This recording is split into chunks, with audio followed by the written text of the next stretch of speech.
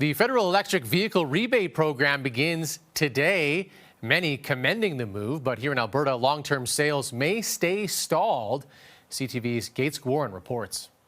What's old is new again. Canadians will see the return of electric vehicle rebates after the federal government paused the program just last year. With the cost of living crisis that we're in, anything that the government can do to help move this along, we see as a good thing. The move is a part of the Fed's new strategy to boost EV sales in Canada. The program will give buyers up to $5,000 for battery electric cars and up to $2,500 for plug-in hybrids. Advocates for EVs in Alberta say it's a welcome restart. We see countries like their new EV sales are over 40% already.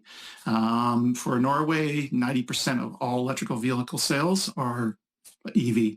So we've got a lot of catching up to do. The market saw a decline in EV sales soon after the rebate program was paused. A business analytics professor at the University of Alberta says the incentives should cause a short-term spike. The contraction is basically on EV because the overall market still stay at a stable level.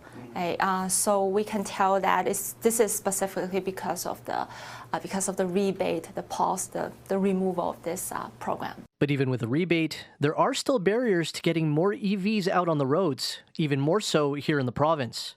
Canada-wide, 14% of all new vehicles are EVs, but what we're seeing in Alberta is around 4%. AMA points to provinces like Ontario and BC having provincial rebates along federal ones to help drive purchases. No such incentive exists in Alberta. Infrastructure also remains an issue.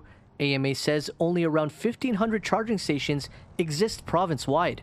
If I compare that to BC, they're sitting well over 8,000, and in Quebec, well over 10,000. So fear around a range anxiety and ability to charge is problematic here because, frankly, there just aren't enough charging points. And with change in policy at the federal level, electric vehicles having a sustainable market may be a long way down the road. So this will definitely delay their decision-making because they have no idea whether this kind of incentives will stay for a long time. Guarin, CTV News, Edmonton.